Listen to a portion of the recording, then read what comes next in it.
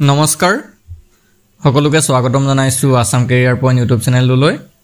তো বন্ধুসকল আজিৰ এই ভিডিঅ'টিত আমি আপোনালোকৰ আগন্তুক অনুষ্ঠিত হ'ব লগা এডিআৰই 3.0 বা আসাম গভৰ্ণমেণ্টৰ যিকোনো ধৰণৰ প্ৰতিযোগিতামূলক পৰীক্ষাৰ বাবে সহায়ক হোৱাকৈ গণিতৰ এটা বেসিক ক্লাছ লৈ আহিছো। তো ইয়াতে আমি কিছুমান বেসিক ধৰণৰ কথা জানিম আৰু কিছুমান কোৱেশ্যনো কৰিম যিবিলাক কোৱেশ্যন আপোনালোকৰ এক্সামৰ বাবে অতিকৈ হেল্পফুল হ'ব। আৰু এইবিলাক কোৱেশ্যন জানিলেহে আপোনালোকে আগন্তুক যিবিলাক টান কোৱেশ্যন আহিব বা যিবিলাক হাই লেভেলৰ কোৱেশ্যন থাকিব সেইবিলাক আপোনালোকে কৰিব পাৰিব। সো সেইকাৰণে ভিডিঅ'টো স্কিপ নকৰিব আৰু শেষলৈকে চাই থাকিব। আৰু যদিহে আপোনালোকে এডিআৰই পৰীক্ষাৰ বাবে ভালদৰে প্ৰিপাৰেশ্যন কৰিম বুলি ভাবে এতিয়াৰ পৰাই আপোনালোকে লাগি যাওক, কাৰণ এতিয়াৰ পৰা যদি আপোনালোকে প্ৰিপাৰেশ্যন লাগি যায় গোটেই কোৰ্সটো আপোনালোকে ভালদৰে ফিনিশ কৰিব পাৰিব আৰু ৰিভাইজ কৰিব পাৰিব। সো আমি আপোনালোকৰ বাবে কিছুমান পিডিএফ বনাইছো এডিআৰই কাৰণে। সো এইখিনি পিডিএফ ল'বৰ কাৰণে আপোনালোকে এই নম্বৰটোত আমাক হোৱাটছআপত মেছেজ কৰিব। নম্বৰটো হৈছে 8133840965।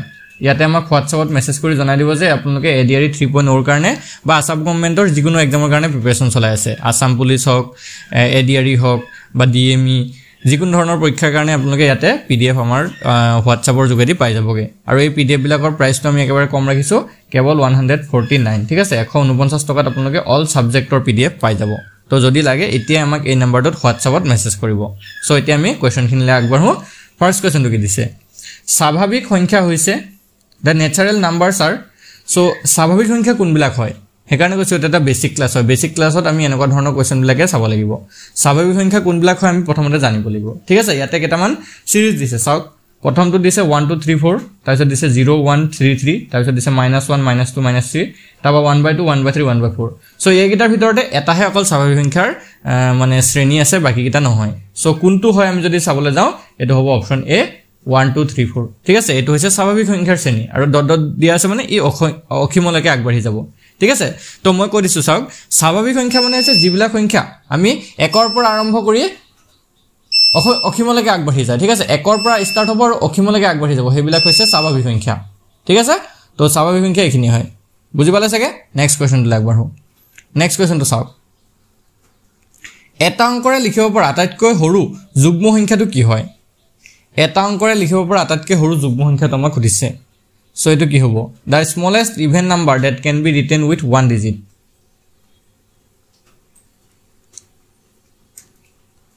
সো এইটো হৈ যাব অপশ্যন এ 2। ঠিক আছে, এটা অংকৰে লিখিব পৰা আটাইতকৈ সৰু যুগ্ম সংখ্যাটো হৈছে 2। নেক্সট কুৱেশ্যনটো হৈছে, এটা অংকৰে লিখিব পৰা আটাইতকৈ সৰু অযুগ্ম সংখ্যাটো কি? The smallest odd number that can be written with 1 digit. এটা অংকৰে লিখিব পৰা আটাইতকৈ সৰু অযুগ্ম সংখ্যাটো সেইটো হৈছে 1। আৰু ইয়াত এটা অপশ্যনত নাই কাৰণে মই ইয়াতে ই অপশ্যন বনাই দিছো, অপশ্যনকেইটা বনাওঁতে অলপ খেলিমেলি হৈছে। সেইটো হৈছে 1। ঠিক আছে, এটা অংকৰে লিখিব পৰা আটাইতকৈ সৰু অযুগ্ম সংখ্যাটো যদি সোধে সেইটো হৈ যাবগে 1। সেইটো মনত ৰাখি থব দেই, এইকেইটাৰ ভিতৰত এটাও নহয়। আৰু এটা অংকৰে লিখিব পৰা আটাইতকৈ সৰুটো যদি নাহি আটাইতকৈ ডাঙৰ যদি আহিলেহেঁতেন তেতিয়া সেইটো হ'লহেঁতেন 9।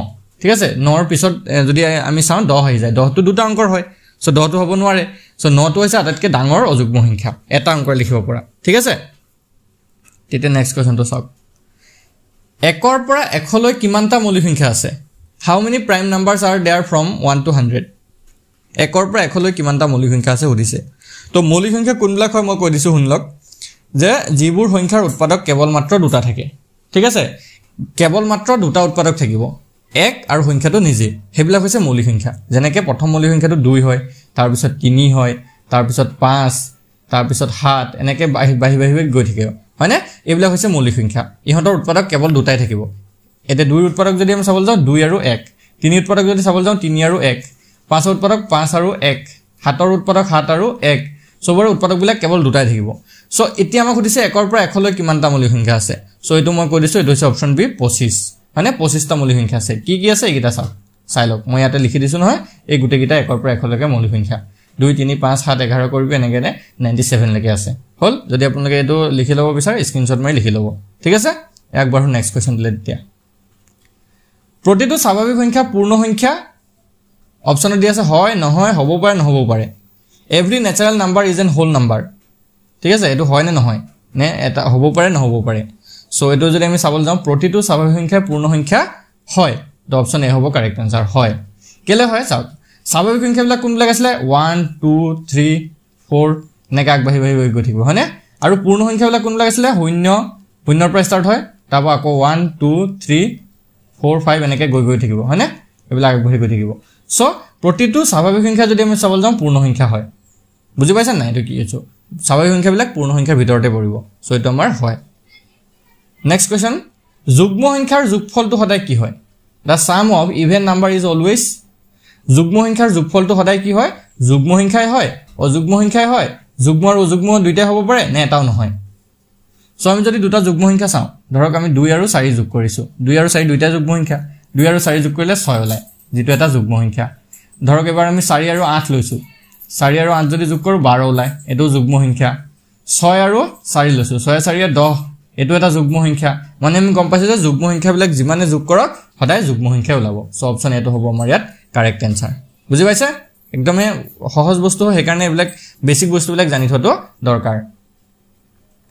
নেক্সট কোৱেশ্চন দুটা ক্ৰমিক অখণ্ড সংখ্যাৰ পূৰণফলটো সদায় বিভাজ্য হয় the product of two consecutive integers is always divisible by so দুটা ক্ৰমিক অখণ্ড সংখ্যা মানে কেনেকুৱা ধৰণৰ ধৰক 1 আৰু 2 এই দুটা ক্ৰমিক সংখ্যা 2 আৰু 3 এই দুটা ক্ৰমিক সংখ্যা 5 আৰু 6 এই দুটা ক্ৰমিক সংখ্যা সো এই দুটাৰ পূৰণফল যদি আমি চাবলৈ যাওঁ 2 আৰু 3 পূৰণফলটো কি হয় 6 1 আৰু 2 পূৰণফলটো কি হ'ব 2 5 আৰু 6 পূৰণফলটো কি হ'ব 30 এতিয়া আমি যদি ভালদৰে লক্ষ্য কৰো 2 6 30 এই গোটেই কিটা কিহেৰে হৰণ যায় 2 এৰে হৰণ যায় হয় নে নহয় 2 এৰে ডিভাইড যাব আৰু যদি আমি বেলেগ কিবা চাওঁ ধৰক 5 তো নহয় আমি যদি 4 আৰু 5 লওঁ 4 5 গুণ কিমান 20 20 টুকু 2 এৰে হৰণ যায় তো যিমানে উলাক মানে ক্ৰমিক দুটা সংখ্যা থাকিলে হে দুটা ক্ৰমিক সংখ্যাৰ পূৰণফলটো সদায় 2 এৰে হৰণ যাবই বুজি পাইছা না 2 এৰ বাহিৰে বেলেগেৰে হৰণ যাব পাৰে কিন্তু একদম মিনিমাম কিহেৰে হৰণ যাব 2 এৰে যাব সো এটো হ'ব অপচন এ কাৰেক্ট আনসাৰ বুজি পাইছা নেক্সট কোৱেশ্চন তিনিটা ক্ৰমিক অখণ্ড সংখ্যাৰ পূৰণফলটো সদায় কিহেৰে বিভাজ্য হয়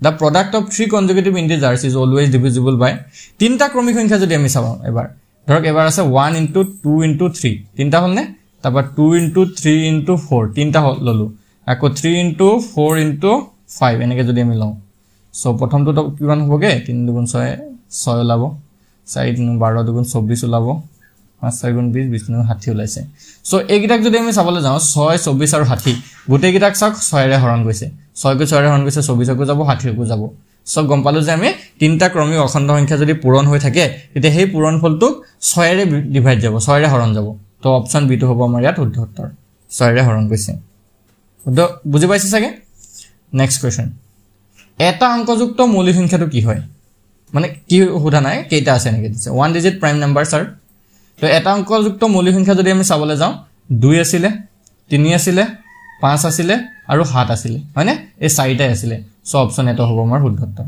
এটা অংকযুক্ত মৌলিক সংখ্যা কেইটা আছে চাৰিটা আছে বুজি পালে নেক্সট কোৱেশ্চন প্ৰথম পাঁচটা স্বাভাৱিক যুগ্ম সংখ্যাৰে বিভাজ্য হোৱা আটাইতকৈ সৰু সংখ্যাটো কি হ'ব the smallest number divisible by first 5 natural even number is তো আমি যদি চাওঁ প্ৰথম পাঁচটা স্বাভাৱিক যুগ্ম সংখ্যা হদিছে প্ৰথমটো হৈছে 2 তাৰ পিছত 4 তাৰপা 6 তাৰ পিছত 8 আৰু তাৰ পিছত হৈছে 10 হলনে 2 4 6 8 10 এইগিটা হৈছে প্ৰথম পাঁচটা স্বাভাৱিক যুগ্ম সংখ্যা এতিয়া হদিছে যে ইহতৰ দ্বাৰা বিভাজ্য হোৱা আটাইতকৈ সৰু সংখ্যাটো মানে কি লাগিব ইহতৰ আমাৰ এলসিএম লাগিব এই সংখ্যা কিটাৰ 2 4 6 8 10 এইগিটাৰ এলসিএম মানে লঘিষ্ঠ সাধাৰণ গুণিতকটো আমাৰ লাগিব সো এতিয়া এলসিএম উলিয়াবলৈ এনেকৈ আমি শৰ্ট নিয়মত উলিয়াব পাৰো সো 2 এৰে যদি হৰণ কৰো এবাৰ যাব 4 দুবাৰ যাব 6 তিনিবাৰ যাব 8 হক যাব 4 বাৰ 10 হক যাব 5 বাৰ আৰু যদি আকৌ যদি 2 এৰে কাটো 1 টো নামি আহিব 2 হক এবাৰ যাব 3 নামি আহিব 4 দুবাৰ যাব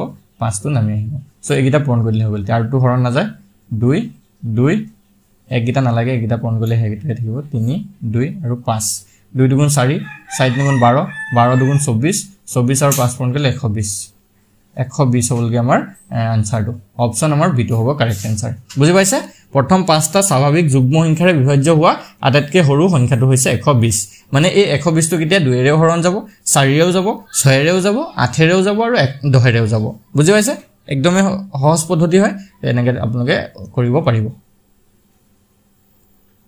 নেক্সট কোৱেশ্চন কি কৈছে 60% ক ভগ্নাংশত প্ৰকাশ কৰিলে কি পোৱা যায় 60% যদি আমি ভগ্নাংশত প্ৰকাশ কৰো কি হয় সো যিকোনো এটা পাৰ্চেন্টক যদি ভগ্নাংশত প্ৰকাশ কৰিব দিয়ে এটা সক 60% দিয়া আছে না আমাৰ তো এই পাৰ্চেণ্টটো আমি যদি ভগ্নাংশত নিবলৈ যাওঁ তেতিয়া এই পাৰ্চেণ্টটো আঁতৰি যায়গে আৰু তলত 100 এটা দি হৰণ হৈ যায়গে একদম সিম্পল কথা পাৰ্চেণ্টটো যেতিয়া আঁতৰাব তলত 100 এটা দি হৰণ কৰি দিব হল এতিয়া 000 কাটি দিলো 00 কাটি গল 10 আৰু 6 2 ৰে কাটিলে ওপৰত 3 হ'ব তলত 5 হ'ব মানে আমাৰ আনসাৰটো লবগে 3/5 3/5 কোট আছে অপচন সি আছে তো অপচন সি টো হ'ব শুদ্ধ উত্তৰ অপচন সি টো হৈ গল শুদ্ধ উত্তৰ বুজি পাইছে সো এটো এটা বেসিক ক্লাস আছিল ইয়াত আমি এনেকুৱা ধৰণৰ কিছুমান কোৱেশ্চন চালো তো যদি ক্লাসটো ভাল লাগিলে ভিডিওটো লাইক কৰি দিব আৰু এনেকুৱা ধৰণৰ এতিয়া ভিডিও পাই থাকিবলৈ আমাৰ চেনেলটো সাবস্ক্ৰাইব কৰি থব যাতে ডেইলি ভিডিও দিলে আপোনালোকে নোটিফিকেশনটো পাই যায় আৰু যদিহে পিডিএফ খিনি লাগে যিকোনো এক্সামৰ কাৰণে যদি আপোনালোকে ভালদৰে প্ৰিপাৰেচন কৰি আছে যদি পিডিএফ বিলাক লাগে আমাক এই নম্বৰটোত